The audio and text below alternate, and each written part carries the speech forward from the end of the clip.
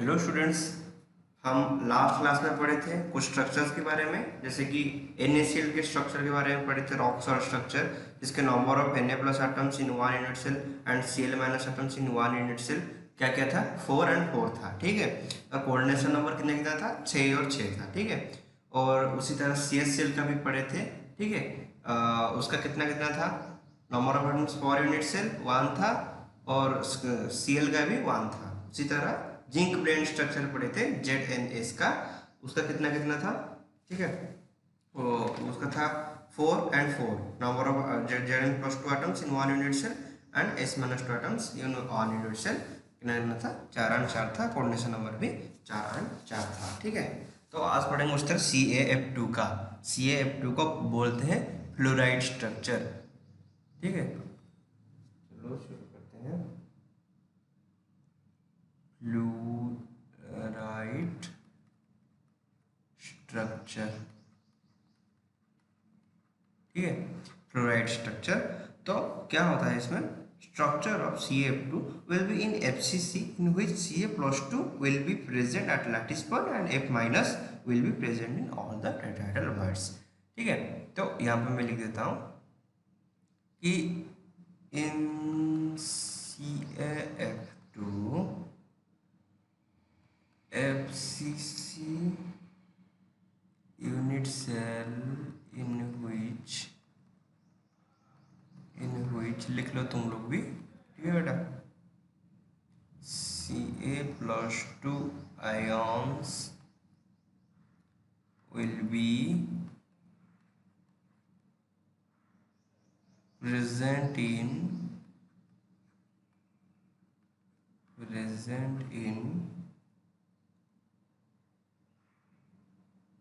Ca+2 ions will be present in the lattice point। Okay, देखो यहाँ पे structure नीचे दिया हुआ है, lattice point and F minus ion जो है वो कहाँ पे प्रेजेंट होगा, present in all the tetrahedral void. ठीक है बेटा, हो गया अभी। तो फिर CaF2 स्ट्रक्चर क्या कहाँ पे था, तो नंबर ऑफ एटम्स दोनों देख लेते हैं। Number of Ca+2 ion in one unit cell कितना हो जाएगा, कहाँ पे है ये, FCC में है। FCC में पहले से बोल चुका हूँ, 6 × 1/2 कितना हो जाएगा, 4 हो जाएगा। उसी तरह number of F minus ions in one unit cell कितना हो जाएगा, ये हो जाएगा 8, क्योंकि present in all the tetrahedral void. एक टेट्राहेड्रल भॉइड कितना, 4 एक बॉडी डायगोनल है। टेट्राहेड्रल भॉइड कहाँ प्रेजेंट रहता है, FCC में, याद है ना कुछ, half of the 1/4 of the body diagonal में रहता है। तो एक बॉडी डायगोनल में 2 रहता है, तो 4 बॉडी डायगोनल में 8 हो जाएगा। इसी तरह इसलिए 4 × 2 = 8 हो गया। ठीक है बेटा, तो 8 F माइनस आयन और 4 Ca+2 आयन का कॉन्ट्रीब्यूशन हो गया। ठीक है, तो अब इसका कोऑर्डिनेशन नंबर निकाल देते हैं। ठीक है, कोऑर्डिनेशन नंबर देख लो, Ca+2 कहाँ पे रुका है, कोऑर्डिनेशन नंबर। ओके, ये देखो, ये जो ब्लू वाला है ये Ca+2 है। ठीक है, और जो ग्रीन वाला ये F माइनस है, दिख रहा है यहाँ पे। तो फिर देख लो F माइनस वहाँ पे कहाँ पे प्रेजेंट है, एक ये जो एक ये बॉडी डायगोनल है, एक ये बॉडी डायगोनल है यहाँ से यहाँ तक। ठीक है, तो वहाँ से वहाँ तक जो है एक बॉडी डायगोनल में 2 प्रेजेंट है। उस तरह 8 हो जाएगा। तो मतलब उसका सराउंडिंग में कितना एटम्स है, Ca+2 का देखो 8 हो जाएगा। ये 1, ये 2, ठीक है, ये 3, ये 4। उसी तरह और एक जो क्रिस्टल होगा उसी तरह वहाँ पे 5, 6, 7, 8, यहाँ पे 4, वहाँ पे 4। तो कोऑर्डिनेशन नंबर Ca+2 का आ जाएगा 8 एंड F माइनस का आ जाएगा H माइनस कहाँ पे प्रेजेंट है, बॉडी डायग्राम में प्रेजेंट है, बॉडी डायग्राम को 1/4 में। ठीक है, देख लो इसका कौन कौन है, एक तो ये, एक तो 2, एक ये 3, एक ये 4। ठीक है, 4 हो गया। उसके आसपास जो प्रेजेंट होते हैं, ठीक है, मतलब उसको जो उस एटम को जो घेर के रहते हैं, ठीक है, आसपास लगा रहते हैं उनका पोजीशन नंबर, उसका डेफिनेशन हम पहले पढ़े थे। ठीक है, तो ये हो जाएगा कितना, 4। ठीक है, इसे मान के चलो कि number of atoms, number of H minus A से जितना आएगा वो ये कितना आ गया था, ये 4 आ गया था, ये 8 आ गया था। देखो ये 8 आ गया था और ये आ गया था कितना, 4। इसका उल्टा हो जाएगा कोऑर्डिनेशन नंबर में। ठीक है, ये उसी तरह अप्रोक्सीमेटली ऐसे ही होता है मैक्सिमम केसेस में। ठीक है, यहाँ पे जो आता है, इसका आया था 4, इसका आया था 8, वहाँ पे इसका 8, इसका 4 आ जाएगा। ठीक है, उसी तरह कर लेंगे।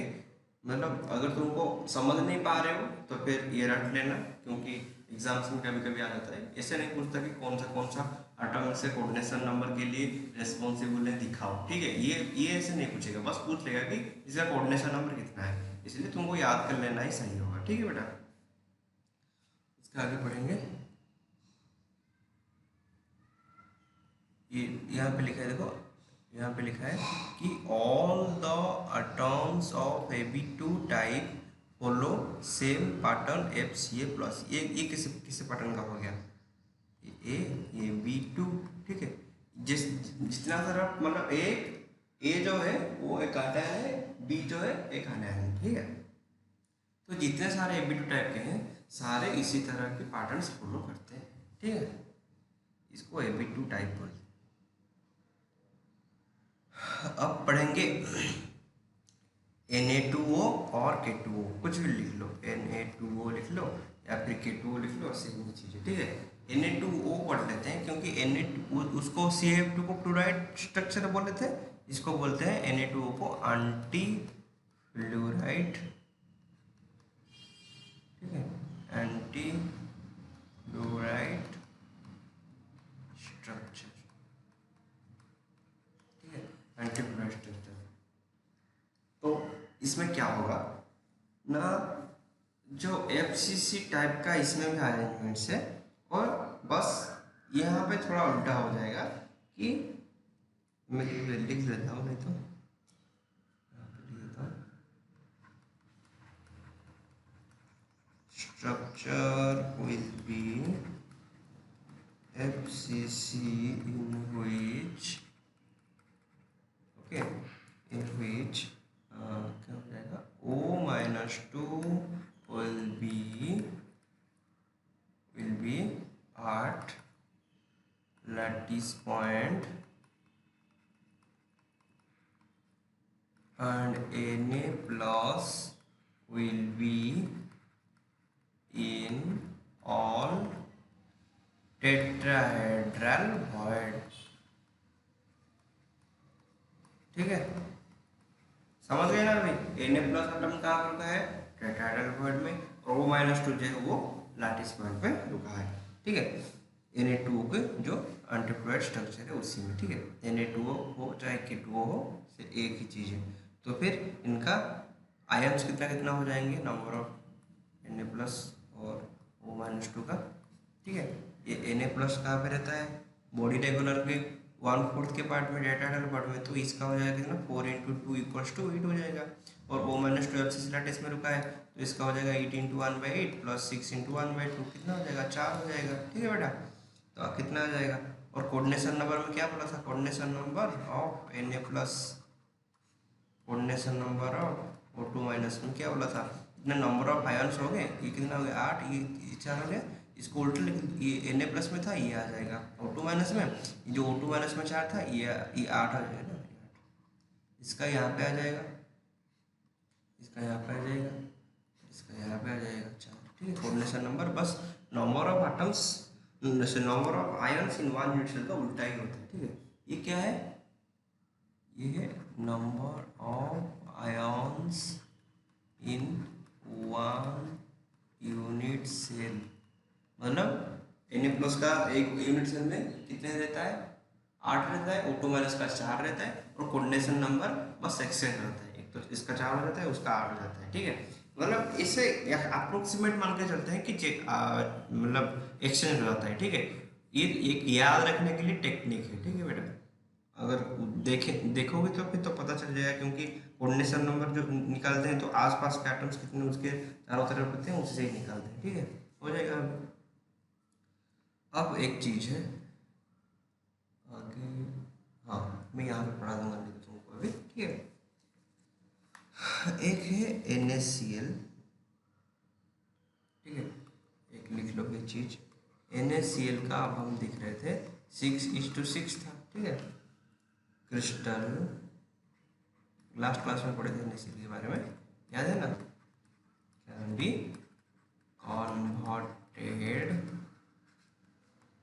converted into CaCl 8:8, ठीक है। CaCl 8:8, ये सारे कोऑर्डिनेशन नंबर है, ठीक है। ये जो 8:8 NaCl का 6:6, ये सारे कोऑर्डिनेशन नंबर है, ठीक है। By application of high crystal and by application of high crystal में हाई प्रेशर, ठीक है। क्रिस्टल में किसी लिख दिया pressure and can be converted into ZnS, इसे देना था 4:4 था जिंक ब्लेंड स्ट्रक्चर में, ठीक है। कोऑर्डिनेशन नंबर, ठीक है। By application of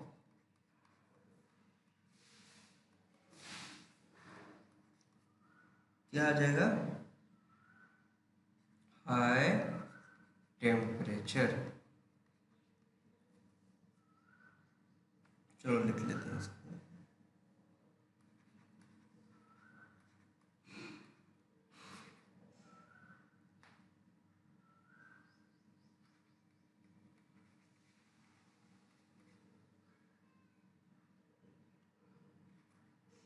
high pressure में CaCl का 8:8 बना देगा, ठीक है।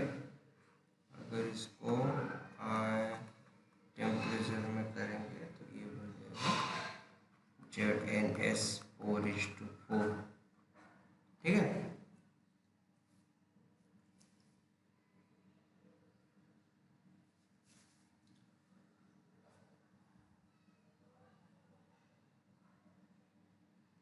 हो गया, इसको मिटा दे रहा हूँ, ठीक है। अब पढ़ेंगे structure of some important covalent compounds के बारे में, जो कि पहले तो डायमंड पढ़ेंगे, फिर उसके बाद ग्राफाइट थोड़ा पढ़ेंगे, ठीक है। उसके बाद कुछ क्वेश्चंस करेंगे उसके ऊपर, ठीक है। और फिर हमारा काम हो जाएगा।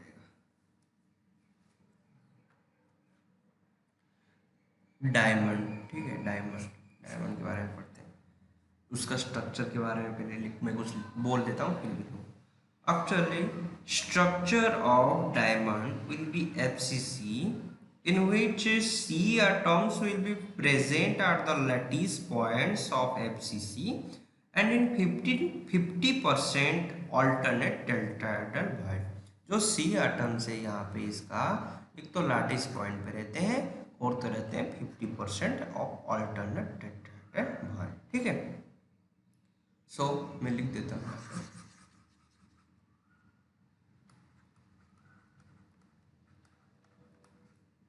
structure of diamond will be FCC, in which C atoms will be present at the lattice point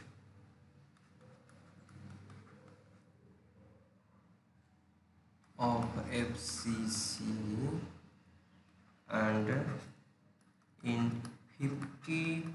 50% alternate tetrahedral void. Okay,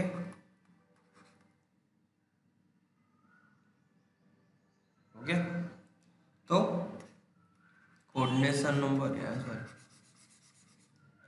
coordination number of carbon in diamond कितना है?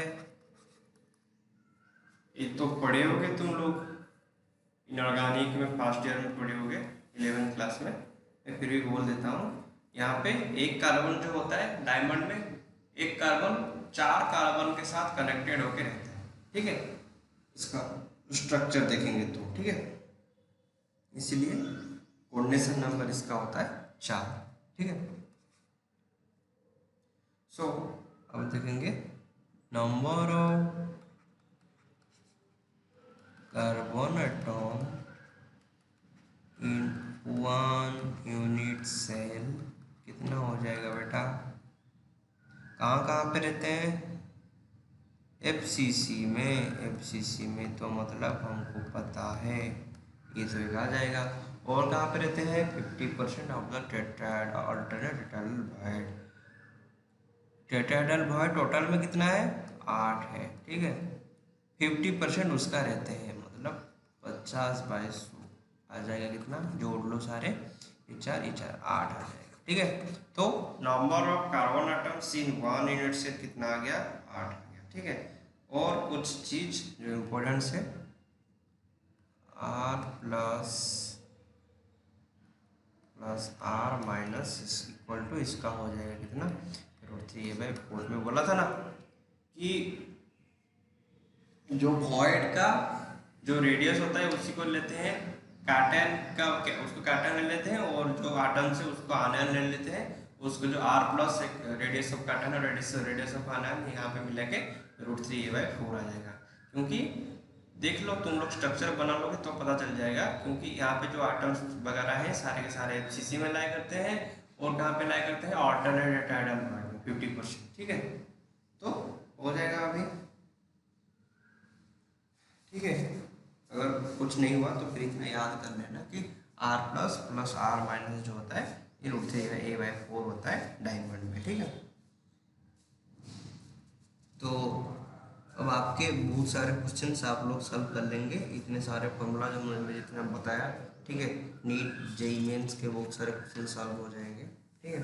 हम भी करेंगे NCERT के पूरा का पूरा जो है हमारा एक्सरसाइज, एक एक क्वेश्चन सारे सॉल्व करेंगे, आगे देखते जाना सारे वीडियो, ठीक है बेटा।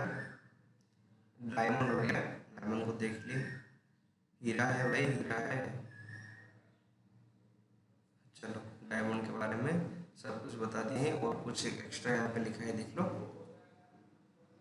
FCC टाइप बोल दिए। टेट्राहेड्रल क्यों हुआ? क्योंकि इसका कोऑर्डिनेशन नंबर जो था ये 4 था, इसलिए ये टेट्राहेड्रल हो गया। CC बॉन्ड लेंथ 1.34 होता है, यहाँ पे रिफ्रैक्टिव इंडेक्स 2.4 होता है, ज़्यादा इंपॉर्टेंट नहीं है, फिर भी कभी कभी पूछ लेते हैं। High dispersive power of light, इसको इसके अंदर जो लाइट जाता है ये मतलब डिस्पर्स करके जाता है, डिस्पर्सिव हो जाता है, अंदर जाके बाहर नहीं निकल पाता है, उसी के अंदर उसी के मतलब सारे के सारे जो उसका रिफ्रैक्टिव इंडेक्स कितना था? देखो 2.4 था, ठीक है। इसका म्यू जो है वो ये 1 से बड़ा है, ठीक है, इसीलिए इसका रिफ्रैक्टिव इंडेक्स जो ज़्यादा है, इसे यहाँ इसमें डिस्पर्सिव पावर डिस्पर्सन दिखाई देगा, ठीक है। इसका म्यू > 1 होता है, उसी में डिस्पर्सन दिखाई देता है, इसीलिए इसका हाई डिस्पर्सिव पावर है, क्योंकि इसके रिफ्लेक्सिव इंडेक्स जो है ये 2 से भी ज़्यादा है, 2.4 है। इसके अंदर जो लाइट जाता है वो निकल के आ नहीं पाता है, इसी के अंदर रिफ्लेक्ट करके उसको मतलब उज्जवल देता है, उसका उज्ज्वलता बढ़ता है, ठीक है। फिर नॉन कंडक्टर ऑफ इलेक्ट्रिसिटी तो पता है अपन को, ठीक है।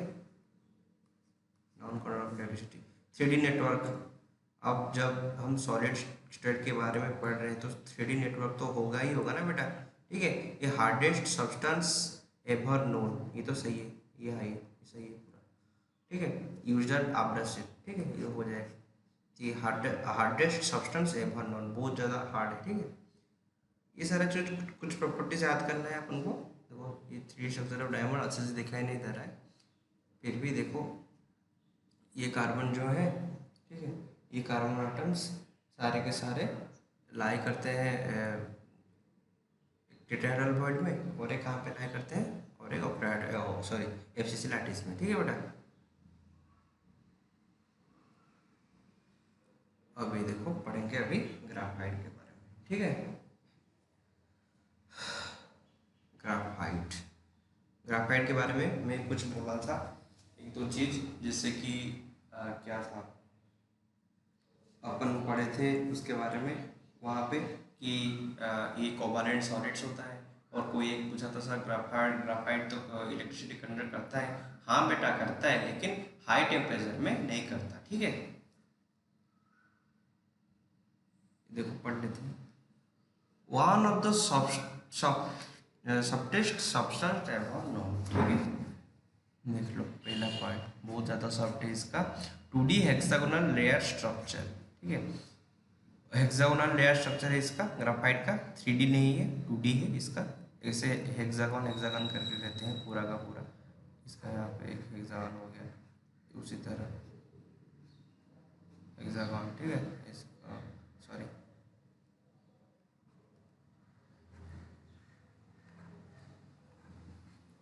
ठीक है, हेक्सागोनल ऐसे ऐसे करके पूरा का पूरा जो 2D लेयर में, ठीक है, हेक्सागोनल लेयर में रहते हैं। और CC बॉन्ड लेंथ 1.45 है, इंटर लेयर डिस्टेंस है 3.54, स्लाइडिंग स्ट्रक्चर, स्लाइडिंग नेचर मतलब खिंच जाता है, स्लाइड होता है यहाँ पे।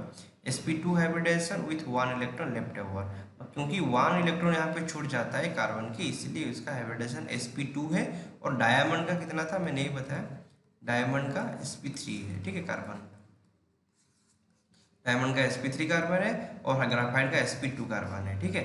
स्पेसिफिक ग्रेविटी वही, रिफ्लेक्टिव इंडेक्स स्पेसिफिक ग्रेविटी 2, ठीक है। इलेक्ट्रिकल कंडक्टर, ठीक है, यहाँ पे देखो ड्यू टू फ्री इलेक्ट्रॉन लिख लो, ये क्यों कंडक्ट करता है, क्योंकि यहाँ पे फ्री इलेक्ट्रॉन है इसीलिए, ड्यू टू फ्री इलेक्ट्रॉन, ठीक है। मेटालिक लस्टर है इसमें, इट आर गुड लुब्रिकेंट, ठीक है। और कुछ चीज़ समझ नहीं पाए तो फिर मेरे को कमेंट सेक्शन में पूछ लेना बेटा, ठीक है। यहाँ पे देखो हेक्सागन हेक्सागन हो गए हैं यहाँ पे सारे के सारे, जो यहाँ पे ये देखो, एक तो ये हेक्सागोनल लेयर है, देखो ये हेक्सागन, ये हेक्सागन हेक्सागन हो गए हैं 2D लेयर में ऊपर और नीचे, ठीक है।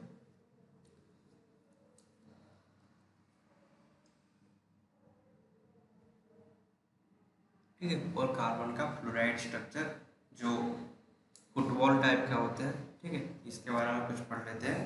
इसका C60 फुलरिन बोलते हैं इसको, फुटबॉल जैसे बॉकी बॉल्स मॉलिक्यूल्स, ठीक है। ये तो सारे जो पढ़े हुए आप लोग, C ग्रुप जो पढ़ा, कार्बन वाला जो ग्रुप होता है, ठीक है, पिंकोजन बोलते हैं उसको। सिलिंड्रिकल, ये देखो consist of spherical ellipsoid cylindrical, ठीक है, arrangements of dozens of C atom, लिख देते हैं, मतलब पढ़ लेते हैं इसके बारे में थोड़ा थोड़ा। 3 टाइप का है, तो स्पेरिकल ऑल्सो कॉल्ड बॉकी बॉल्स, ठीक है, और मॉलिक्यूल्स और सिलिंड्रिकल, इसको बोलते हैं C नानो ट्यूब्स और बॉकी ट्यूब्स, सिलिंड्रिकल शेप का जो होता है, ठीक है। और तो होता है प्लानर स्ट्रक्चर का। ये ज़्यादा इंपॉर्टेंट नहीं है हमारे, ठीक है, बस डायमंड हमारा ज़्यादा इंपॉर्टेंट था, इसीलिए डायमंड को बहुत अच्छे से पढ़ा दिए। यहाँ इन लोगों के बारे में बता रहे हैं ताकि थोड़ा थोड़ा याद आ जाए चीज़ें जो पिछले में पढ़े थे, और कुछ नॉलेज बढ़ने के लिए, ठीक है। स्ट्रक्चर ऑफ फ्लोरीन देख लो एक बार, 60 C एटम्स आर इन पेंटागॉन्स, यहाँ वहाँ पे हेक्सागॉन्स था, यहाँ पे पेंटागॉन्स होगा। ग्राफाइट में हेक्सागॉन्स था,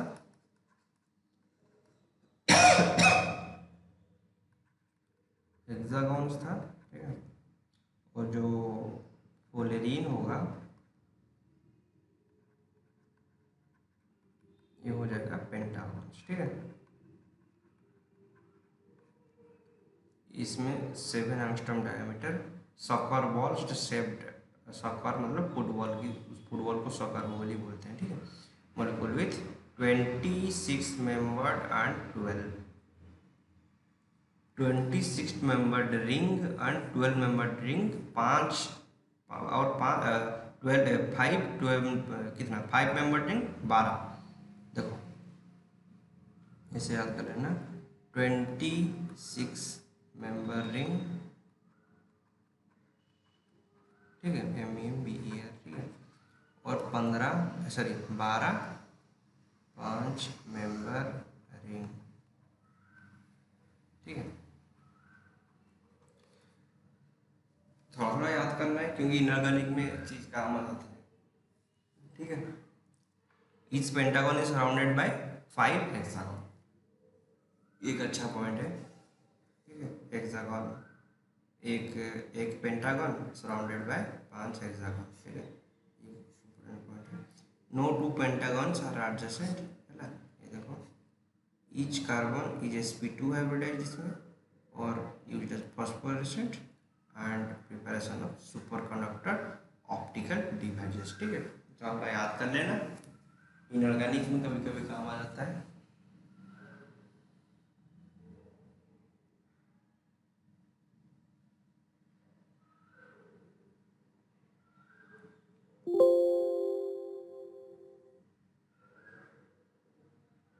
ठीक है, और मैं कुछ चीज़ यहाँ पे पढ़ाने वाला हूँ जो कि बहुत काम आता है, ठीक है। हेडिंग देता हूँ, डालो बेटा, डिफेक्ट्स ऑफ सॉलिड, ठीक है। डिफेक्ट्स ऑफ सॉलिड, क्या डिफेक्ट है सॉलिड में, ठीक है। देखो डिफेक्ट्स ऑफ सॉलिड्स, ठीक है, क्या होगा। Actually, irregularities in crystalline structure of solid is known as defect or imperfection in solid. They can be arised due to temperature or presence of impurities. Why? Why they arise? Because of temperature and because of presence of impurities they arise. What is defects? Means the irregularities in the crystalline structure. Okay, so we have to write here irregularities, लिख लो बेटा, बहुत ही काम का चीज़ है अब जो पढ़ा रहा हूँ मैं। irregularities in crystalline, ठीक है, crystalline, irregularities in crystalline structure of solid is known as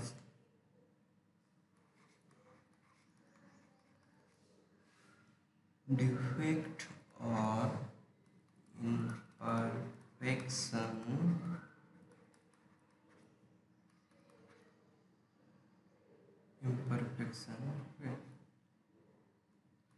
imperfection in solid, and they can be arise, why? Due to temperature or pressure, due to temperature and pressure नहीं, presence गलत लिख दिया थोड़ा,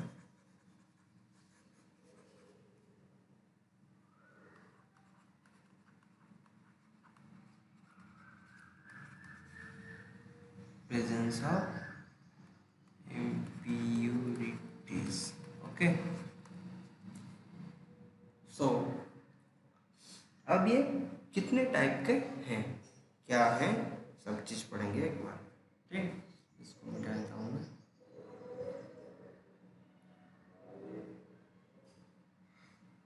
ठीक है बेटा। अब पढ़ेंगे, पहले डिफेक्ट क्या चीज़ है पढ़ लिए, उसका डेफिनेशन पढ़ लिए। अब पढ़ेंगे एटॉमिक और पॉइंट डिफेक्ट,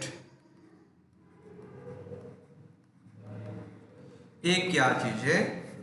पहले मैं लिख देता हूँ some atoms from their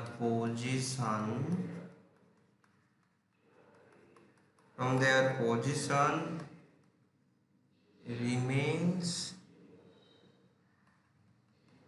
missing. Okay, मतलब क्या है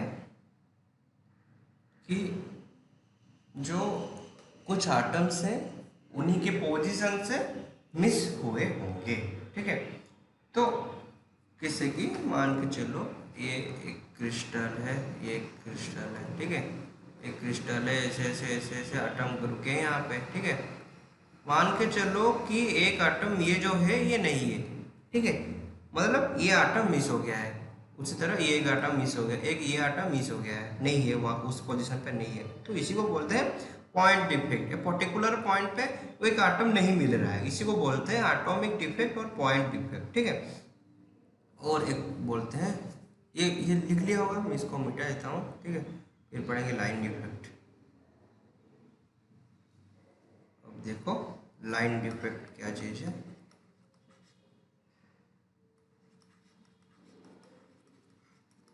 नाम से ही पता चल रहा है कि atoms along a line remains missing।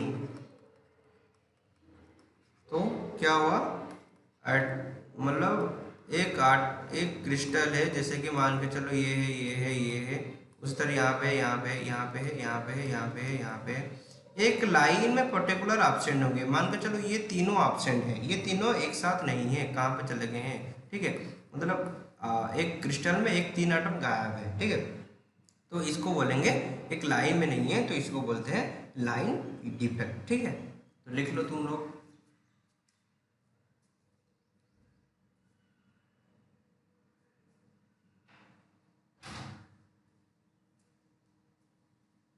हो गया है।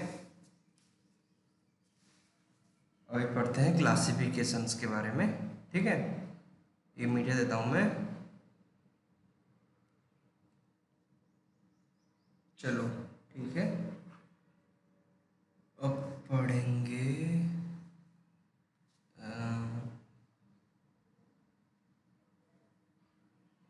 ठीक है, चलो मैं लिख देता हूँ यहाँ पे डिफेक्ट्स।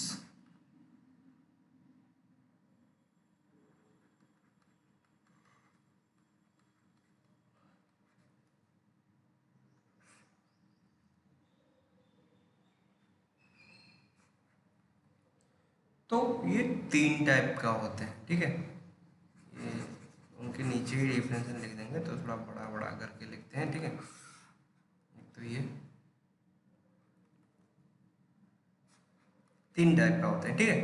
एक तो होता है स्टोचियोमेट्रिक डिफेक्ट,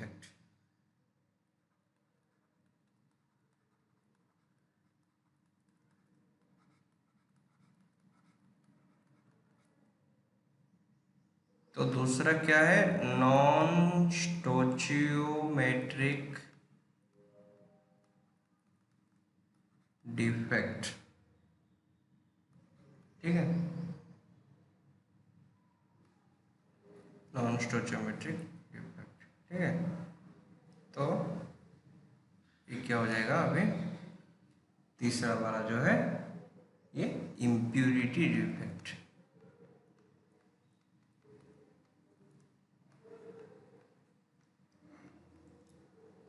तो बात ये है कि स्टोचियोमेट्रिक डिफेक्ट में क्या होता है, इसमें रेशियो ऑफ कैटायन और ion remain same as shown by molecular formula by ionic solid।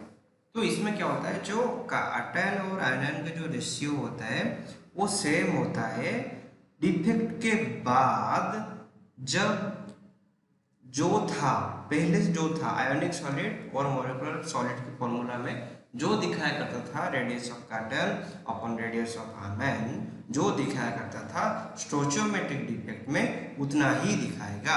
Means इसके लिए मैं लिखता हूँ ratio of cation and anion anion remain same as showing by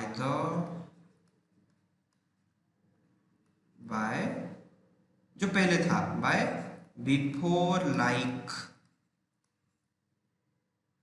molecular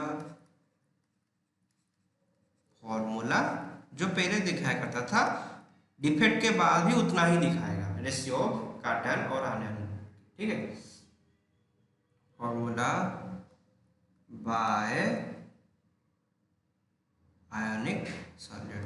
ठीक है, मतलब आयनिक सॉलिड पहले एक था, उसका एक मॉलिक्यूलर फार्मूला था।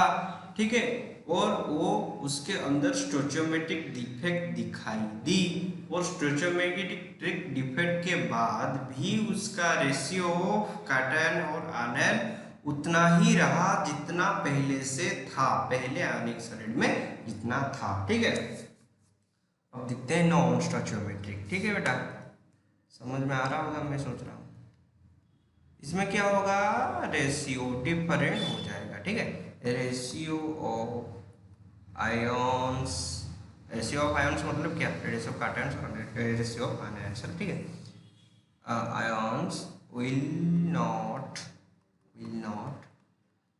remain same as shown by molecular formula लिख लो बेटा, molecular formula of ionic solid. मतलब आयनिक सॉलिड एक था, उसका एक मॉलिक्यूलर फार्मूला था।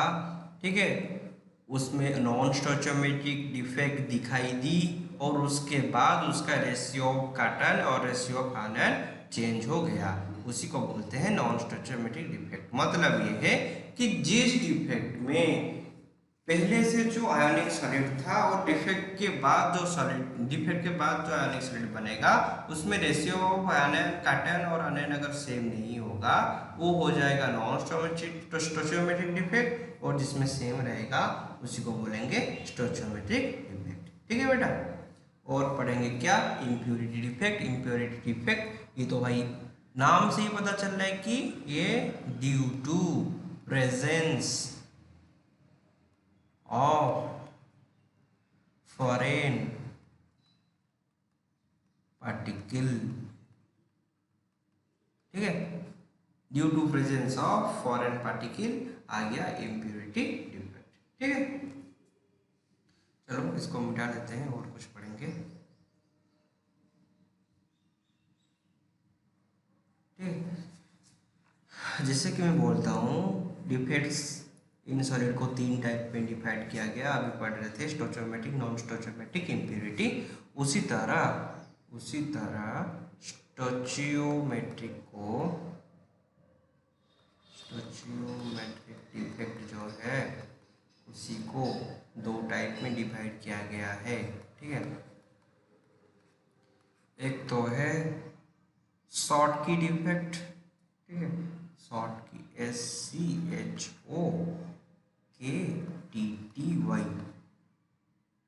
Sorry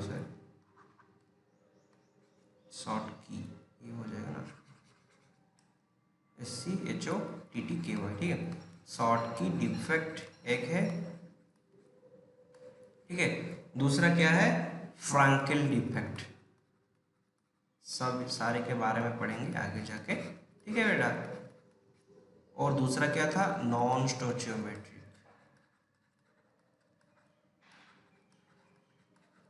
स्टोइचियोमेट्रिक defect. ये कितने टाइप का है, ये 2 टाइप का है भाई। एक तो है मेटल एक्सेस डिफेक्ट। ठीक है, मतलब मेटल ज़्यादा है, और ये मेटल डेफिशिएंसी डिफेक्ट, मतलब मेटल कम है। ठीक है, मेटल डेफिशिएंसी डिफेक्ट। ठीक है, और जो मेटल एक्सेस जो डिफेक्ट है ये फिर दो टाइप का है बेटा। ठीक है, एक तो है ड्यू टू आयन वैकेंसी, ठीक है, एक तो ये हो सकता है क्योंकि ड्यू टू आनायन नहीं होंगे, और एक चीज हो सकता है क्या, ड्यू टू कैटायन एक्सेस। मतलब ये है कि मेटल एक्सेस डिफेक्ट दो चीजों के बारे में पढ़ेंगे अपन, दो चीजों के लिए हो सकता है, एक तो होता है आनायन वैकेंसी के लिए हो सकता है, और एक होता है कैटायन एक्सेस के लिए हो सकता है। ठीक है, तो ये हो गया नॉन स्टोइचोमेट्रिक डिफेक्ट के दो पार्ट, एक तो मेटल एक्सेस और एक मेटल डिफिशियंसी, और स्टोइचोमेट्रिक के दो part, Schottky defect, Frenkel defect. सारे के बारे में आगे क्लासेस में पढ़ेंगे। और इम्प्यूरिटी डिफेक्ट का कोई ऐसे डिवाइड उसको नहीं किया गया है। ठीक है, उसी का तो एक ही डेफिनेशन है, वो एक ही है, due to presence of foreign and foreign substance. ठीक है, और फॉरेन पार्टिकल्स। ठीक है, तो आगे जाके पढ़ेंगे सारे के बारे में, शॉर्टकी डिफेक्ट, फ्रैंकल डिफेक्ट, ठीक है, metal access defect, metal deficiency defect. ठीक है, और ये कल खत्म हो जाएगा ये क्लासेस, सॉलिड स्टेट खत्म हो जाएगा, फिर उसका एक्सरसाइज हम करेंगे बैठ के, उसका एक्सरसाइज करने के बाद फिर आगे चैप्टर पढ़ेंगे केमिकल काइनेटिक्स। ठीक है, थैंक यू बेटा।